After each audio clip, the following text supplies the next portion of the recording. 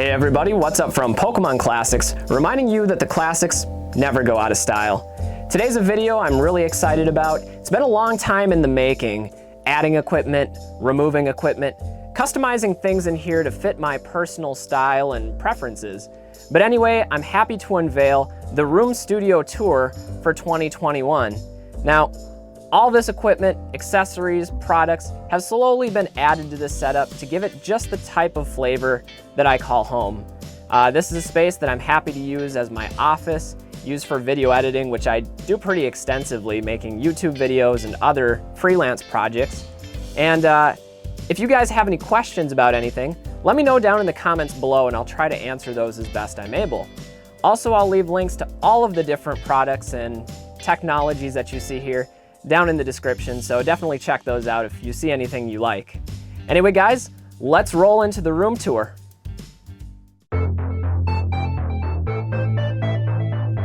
Now there are plenty of YouTube videos about the IKEA desk hack.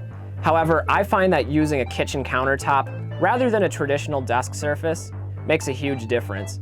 Not only is it significantly more sturdy, but it also looks nicer. It has a more professional finish to it. Now I chose the Carlby Dark Oak desk surface, and I've been really impressed with it.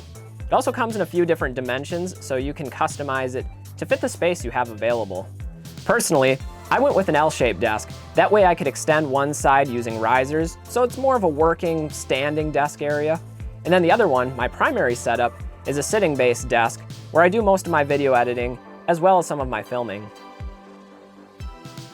Now my primary computer running all of this equipment is an HP Omen pre-packaged desktop. And I know that's not the greatest PC out there, but it has served as a reliable workhorse for me for a number of years.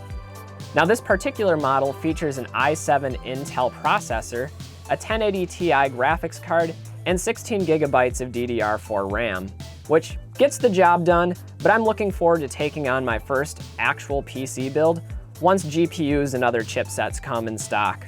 Of course though, when you're editing videos, you need storage space, and that's why I have a number of external hard drives totaling over 80 terabytes of storage. I never delete any footage. It gets archived, saved away, in case I ever need to use it again. As far as monitors are concerned, I actually have 4 different monitors connected to this system, each one serving a unique purpose.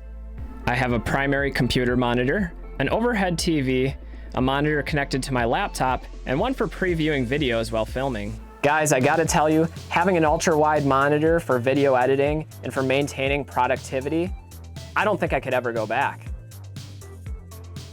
Now for me personally, the peripherals surrounding the setup are the most important part, because these are the little things that are gonna save you time and make or break productivity.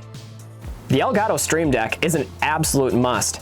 Having those macro buttons for turning on lights, switching project folders, opening new content, switching camera angles. It's not just a tool for streamers, it is really the ultimate productivity tool, and it's one that I don't think I could operate without.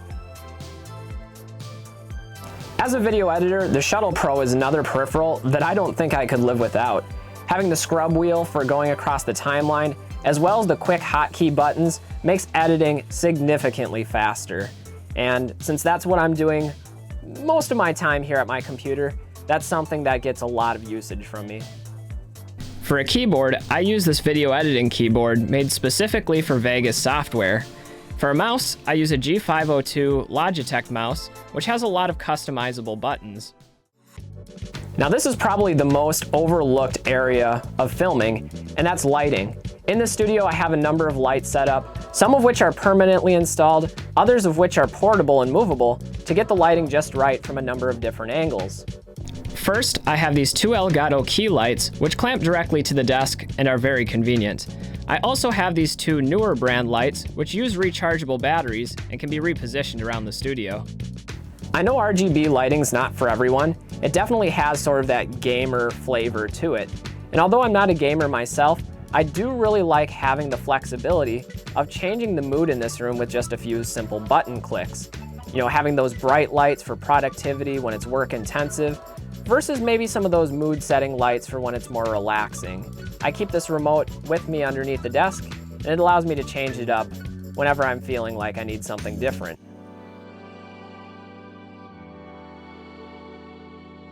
So now that we've talked a little bit about the visual side of this setup, let's talk about the audio.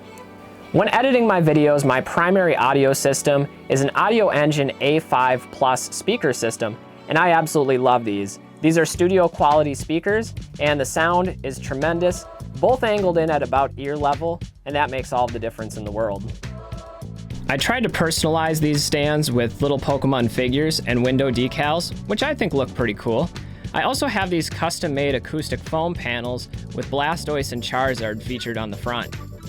Now those drawings might actually be my favorite part of this space. They're personalized gifts from my sister-in-law. She put a lot of time into them, and I just really treasure them. Those are really cool. It's become something of a rite of passage for YouTubers out there, but the Shure SM7B microphone has become something of an industry standard. Now, personally, I don't know if it's worth the tremendous price tag for most people out there, but given the amount of video work that I do, and that it's part of my regular job, I could justify the purchase, and it's a microphone that I'm really happy with. The quality is unparalleled. Next, we'll give you guys a look at the underside of the desk, because cable management is important to me. Maybe unnecessarily so. I tried to keep everything organized by using a long cable raceway across the bottom of the desk. I also used a long power strip to keep the cables off the ground. I have to tell you guys, I really like that footrest. It elevates my feet just up high enough to catch the heat coming out of the vent, and here in Minnesota it gets really cold, and my feet are always cold. I don't know, it's a personal thing. Now, I'm not much of a gamer, but I do have the shelf below holding some of my vintage systems and my backup power source. And here's my chair. It's a DX Racer gaming chair.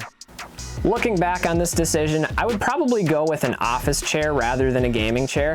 It is relatively comfortable and it does fit the setup pretty well, but since I'm using this desk so frequently and for long sustained periods editing videos, I do think the office chair that there's probably better options out there for comfort.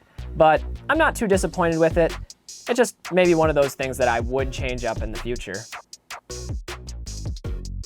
Having the standing workspace is really convenient. I do a lot of packaging and shipping out of this office, so having that area for cutting out shipping labels and folding boxes and wrapping bubble wrap and bubble mailers, it's definitely something that comes in handy.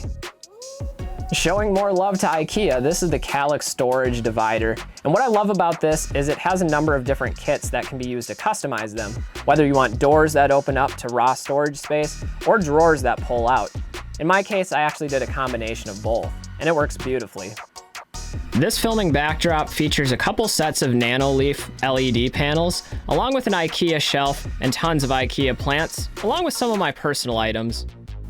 So one of the interesting things about that filming backdrop is all of the different camcorders sitting on the shelf. Now, every one of those camcorders is an actual camcorder that I've bought and used to produce videos over the last 20 years.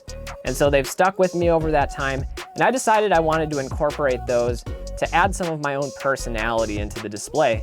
So definitely has some sentimental value to me there, and all of them are actually still functional, but unfortunately, they've surpassed their utility. The laptop running this secondary workstation is a 14-inch Asus ZenBook from 2016. Now this is actually one of the other significant shortcomings of this setup, is the laptop. Now I love this laptop for its size, its portability, its really small form factor, but unfortunately the battery, it only lasts for about 2 hours, and that's with battery saver mode on. So if you guys have any recommendations for a good PC-built laptop that's small, compact, and can handle heavy-duty video editing loads, I'd love to hear your recommendations.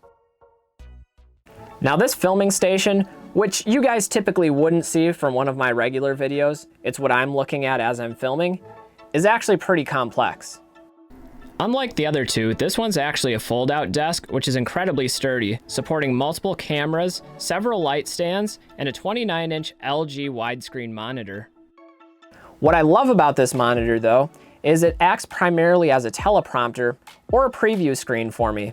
That way I can see exactly what I'm filming from a variety of different camera angles. In fact, right now as I'm filming this, I can turn my head slightly to the right and see exactly what's coming into the camera. This is super helpful, especially for those videos that have a vertical, downward-facing camera where you otherwise wouldn't be able to see the viewfinder. Now, when it comes to filming, I would strongly recommend ditching the webcam and upgrading to a good mirrorless camera or DSLR.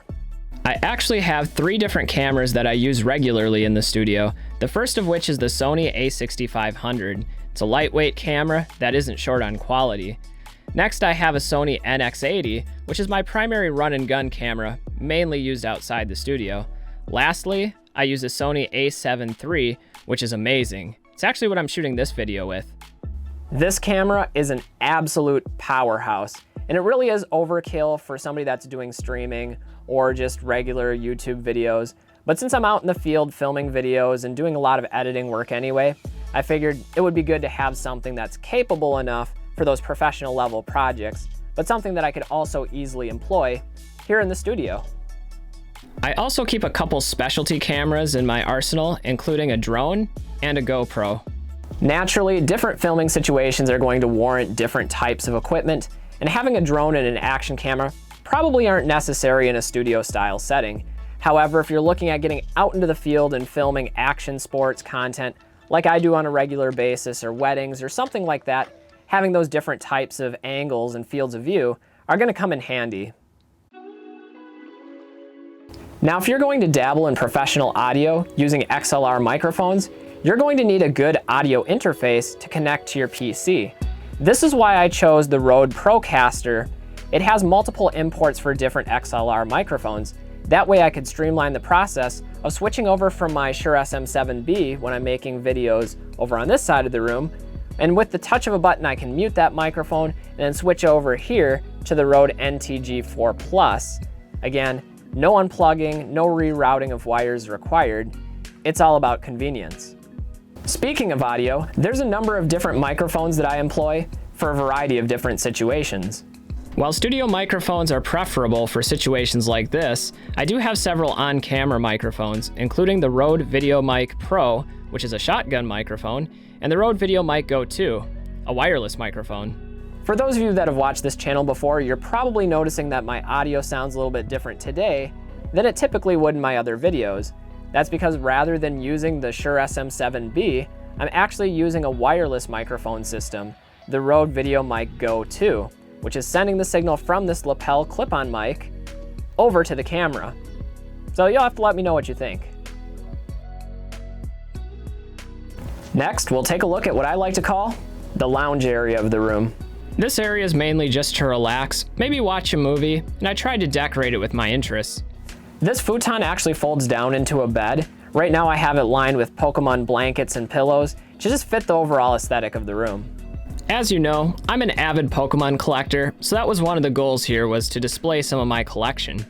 These display cases are absolutely beautiful, and I love them. They're available on Amazon and eBay, so I'll leave links down in the description below.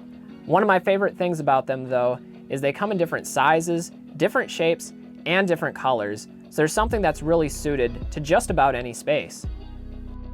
Now, these shadow boxes I actually customized myself, and they hold some items from my childhood, including my original badge book, my stamper, and some of the other items I won from the Pokemon League.